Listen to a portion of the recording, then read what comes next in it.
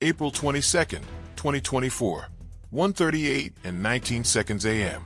26-year-old Hannah Whitaker smiles directly into the hallway camera of her downtown Raleigh apartment building. It lasts less than a second. She had just returned from a late shift at the pediatric clinic where she worked as a nurse. The lobby was empty. The elevator doors had already closed behind her.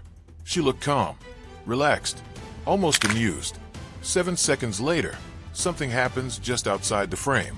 Police reviewed that footage dozens of times. Detectives slowed it down, enhanced it, archived it, and yet, for nearly 6 weeks, they missed the most important detail in the entire case. What investigators believed they were seeing was a woman safely arriving home. What they didn't see was that Hannah wasn't smiling at the camera. She was smiling at someone who wasn't supposed to be there. Tonight, we're going to walk through those 7 seconds frame by frame and uncover the single overlooked detail that rewrote the entire investigation.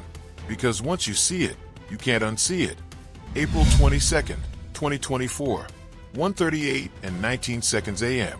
26-year-old Hannah Whitaker smiles directly into the hallway camera of her downtown Raleigh apartment building. At least, that's what it looked like.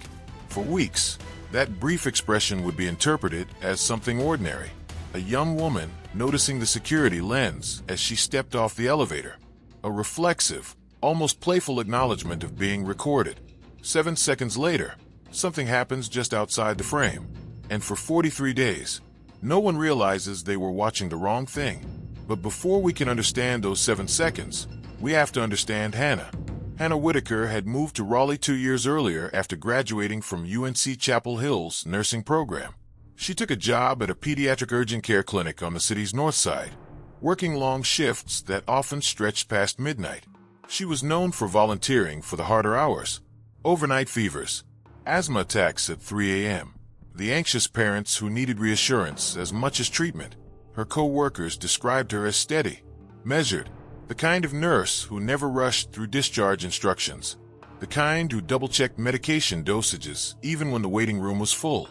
She lived alone in the Park Hollow Apartments, a mid-rise complex popular with young professionals, secure entry, key fob access, cameras covering the lobby, elevators, and every floor's main hallway.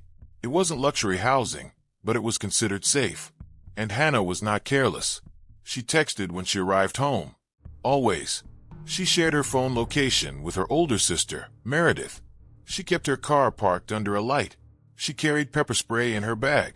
Her friends would later repeat this again and again. She was careful.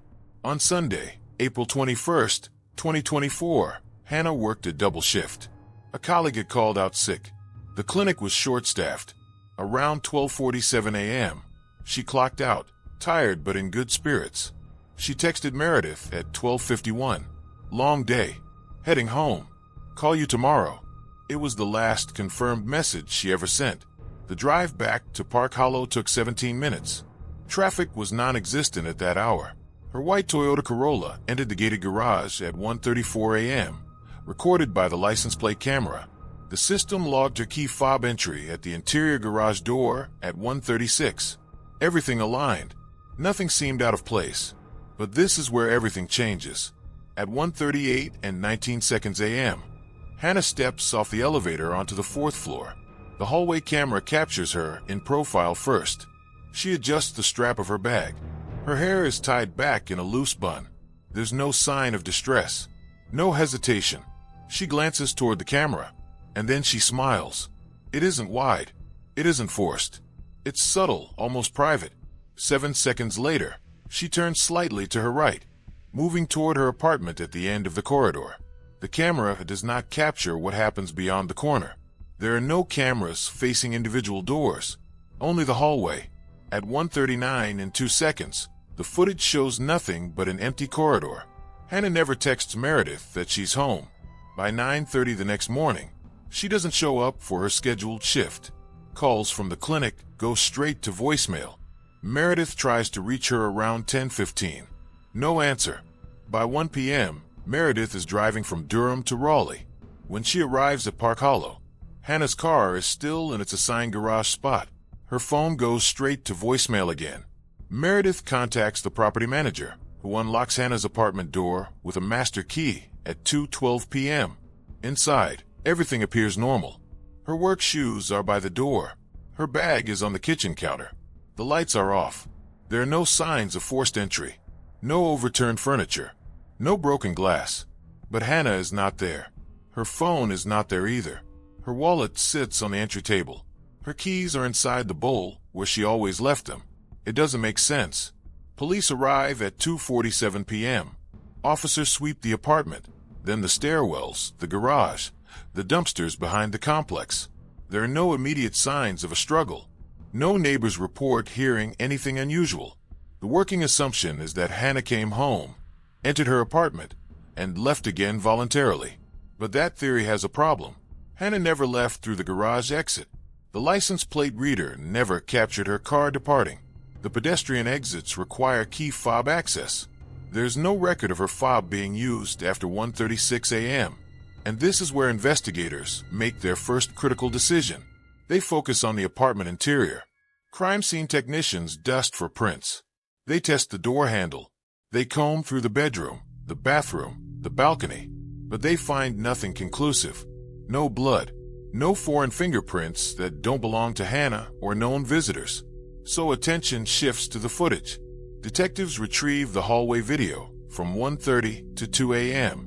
They watch it in real time, then slow down, then frame by frame. They see Hannah exit the elevator. They see her smile. They see her walk toward her unit. What they believe they see is normalcy.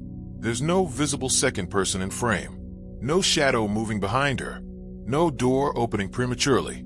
No obvious threat. And that subtle smile becomes, in their minds, confirmation that she was alone. After all, if someone were following her, if someone were waiting, would she look like that? Friends echo the same assumption. Hannah wouldn't casually smile if she felt unsafe. But what they didn't notice was how brief it was, and who it might have been meant for. In the days that follow, search teams comb wooded areas near the complex. Police check hospital records, bus terminals, rideshare logs. There's no activity on her bank accounts. No credit card charges. No ATM withdrawals. Her phone last pinged off a tower near Park Hollow at 1:41 a.m. Then it went dark. News stations begin running her photo. 26. Brown eyes. Registered nurse. Missing from a secure building. The phrase "no signs of forced entry" repeats in every broadcast. Speculation fills the gaps. Online forums suggest she met someone voluntarily, that perhaps she was seeing someone she hadn't told her family about. Detectives quietly explore that angle too. They examine her dating apps, her recent messages. Nothing indicates a secret relationship. No heated arguments. No suspicious exchanges. And yet, she vanished inside a building designed to prevent exactly that. Everyone was looking at the hallway footage, but everyone was watching the wrong thing. Because hidden inside those 7 seconds was a detail so subtle, so easy to dismiss, that it slipped past trained investigators. A detail that would sit unnoticed for 6 weeks. And when someone finally saw it, it didn't just suggest what happened to Hannah Whitaker. It identified who was standing just out of frame when she smiled at 1:38 and 19 seconds a.m. By the third day of Hannah Whitaker's disappearance, detectives had built a timeline they believed was solid. At 12:47 a.m., she clocked out of the pediatric clinic. At 1:34 a.m., her car entered the Park Hollow garage. At 1:36, her key fob accessed the interior door. At 1:38 and 19 seconds a.m., she stepped off the elevator onto the 4th floor. And at 1:38 and 26 seconds, she smiled. Investigators replay that moment repeatedly. In the footage, the elevator doors slide open. The hallway lighting is dim but consistent. Hannah shifts her bag on her shoulder and looks forward. Then her eyes flick slightly to the left of the lens. Her lips curve upward, subtle and brief. At 1:38 and 28 seconds, she tilts her head a fraction. At 1:38 and 33 seconds, she turns right and walks toward the corner leading to her unit. At 1:38 and 40 seconds, she disappears from view. The corridor remains empty. No one else exits the elevator. No other doors open within the camera's field of view. The timestamp rolls to 1:39 and 2 seconds. Still nothing. Detectives slow it down to half speed, then quarter speed. They zoom in. Her smile appears relaxed, unforced. They note the absence of tension in her shoulders. No quickened pace, no backward glance. To them, this supports a simple theory. Hannah entered her apartment safely. Whatever happened occurred inside. But this is where tunnel vision begins. At 4:12 p.m. on April 22nd, officers canvass neighbors on the 4th floor.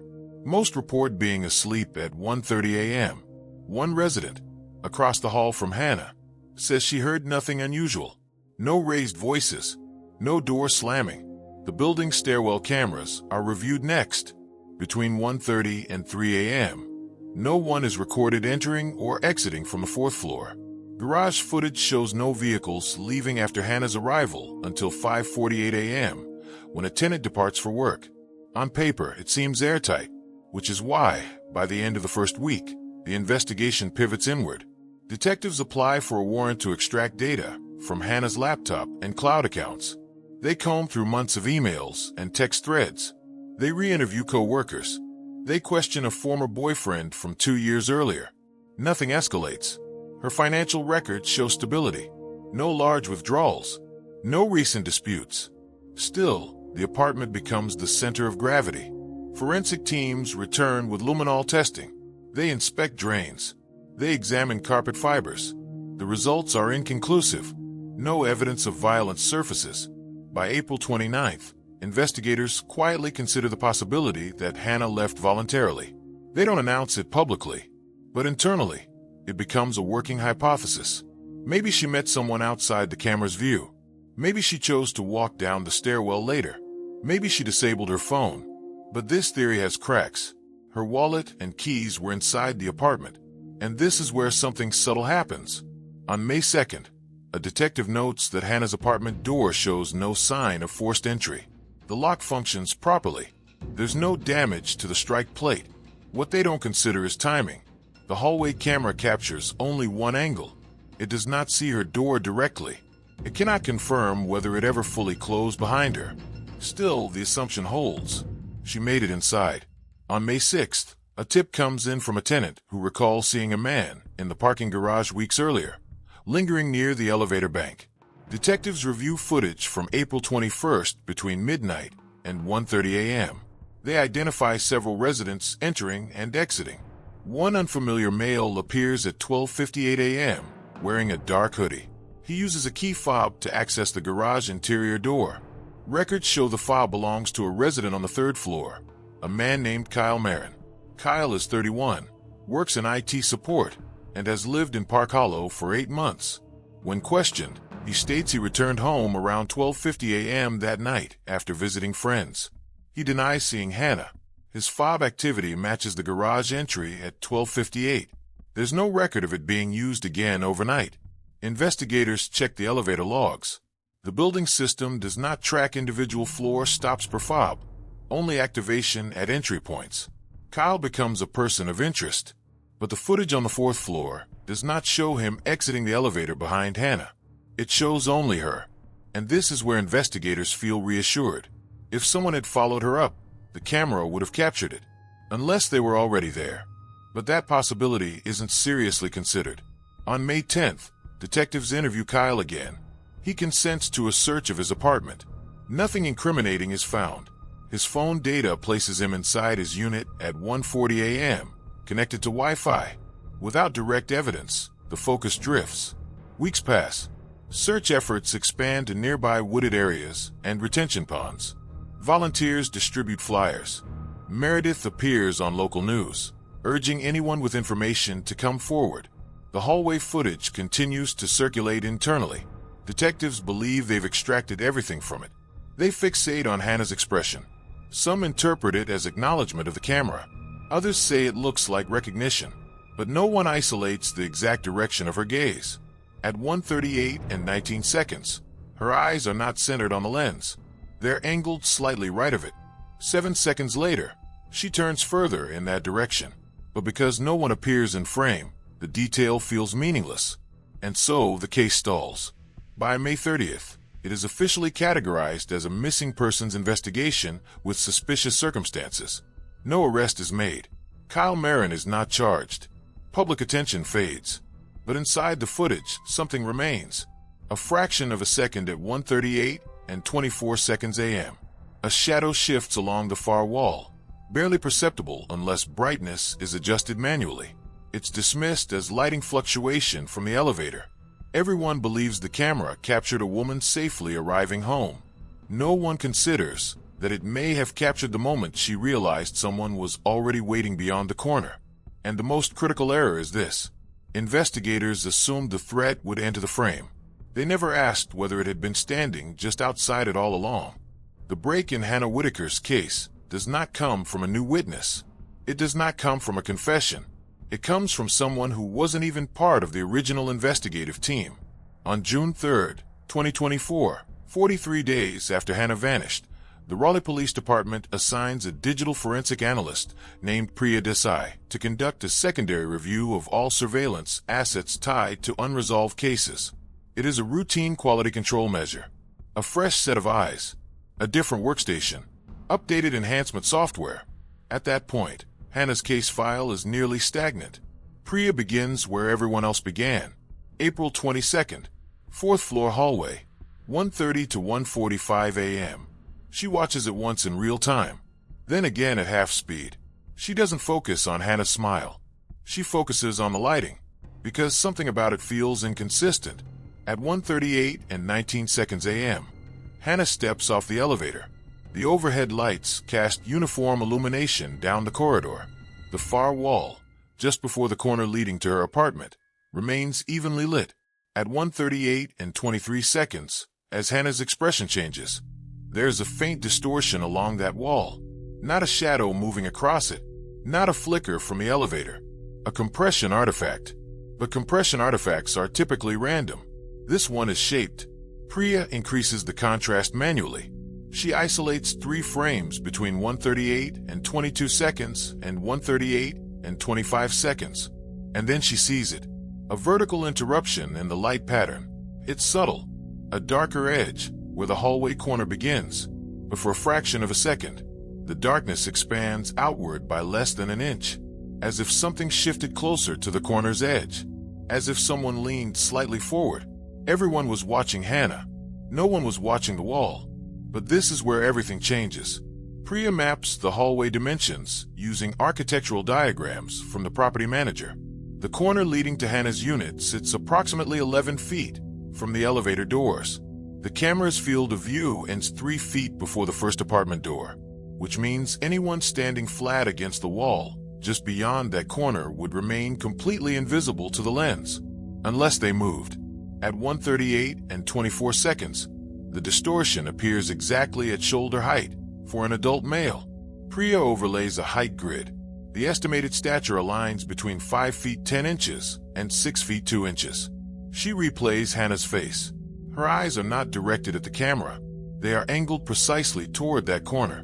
Her head tilt at 1:38 and 28 seconds is not playful. It is acknowledgement. 7 seconds later, she walks directly toward it. Not cautiously, not hesitantly, intentionally, as if she recognizes who is standing there. This single detail rewrote the entire case. Because if someone was already on the 4th floor, waiting just outside view, they would not need to exit the elevator behind her. They would not trigger additional camera angles. They would not appear in the stairwell footage afterward. They would only need access to the building before 1:38 a.m. Priya pulls fob logs again. Kyle Marin's fob entry at 12:58 a.m. had been documented. But what detectives failed to consider was that his unit was on the 3rd floor. There was no record requiring him to remain there. The building system did not track internal elevator destinations. Priya requests Wi-Fi connection logs for Kyle's router. Initial investigators noted his phone connected at 1:40 a.m., but routers log device reconnections automatically. When she examines packet timestamps more closely, she discovers something critical. Kyle's phone disconnects from Wi-Fi at 1:31 a.m. It does not reconnect until 1:42 a.m. The 1:40 connection noted earlier was rounded in a simplified report. Between 1:31 and 1:42, his device is offline, long enough to take an elevator up 1 floor, long enough to wait in a hallway, long enough to return. And this is why it was missed. The original team assumed the digital timestamps were precise to the minute. They did not examine second-level logs. They trusted the summary. Priya overlays the timeline. Kyle enters the building at 12:58 a.m. His phone disconnects at 1:31. Hannah exits the elevator at 1:38 and 19 seconds. The wall distortion occurs at 1:38 and 24 seconds. Kyle's phone reconnects at 1:42. It fits, but evidence requires more than alignment. Investigators obtain a warrant to re-examine Kyle's vehicle. This time, they look for trace transfer rather than obvious signs. Inside the trunk lining, forensic technicians identify microscopic carpet fibers consistent with the fourth-floor hallway runner. Fibers that differ from the third-floor pattern by dye lot and weave density. The difference is subtle, but measurable. Kyle is brought in again on June 9th, presented with the Wi-Fi logs, presented with the enhanced still frame. He initially denies leaving his floor. Then he hesitates, and eventually, he changes his account. He admits he had noticed Hannah before, seen her in the garage, learned her shift schedule through casual observation. On April 22nd, he says he intended only to talk. He claims he went to the fourth floor to introduce himself. He says she seemed surprised but not alarmed. He says they stepped into her apartment to continue the conversation. But his story fractures under scrutiny. Phone geolocation data recovered from a deleted app shows his device traveled south of Raleigh at 2:17 a.m. that same night, a wooded access road near Falls Lake. On June 14th, guided by that data, search teams locate remains consistent with Hannah's description in a remote area approximately 18 miles from Park Hollow. The medical examiner determines the cause of death was consistent with blunt force trauma, sustained inside an enclosed space. There are no graphic details released publicly, only confirmation. Hannah never left voluntarily. She never had a chance. Kyle Marin is arrested on June 16, 2024, and later convicted of second-degree murder after a jury reviews the enhanced footage and digital timeline. In court, prosecutors play the original hallway clip. Then they freeze it at 1:38 and 24 seconds. They highlight the distortion along the wall. They zoom in on Hannah's eyes.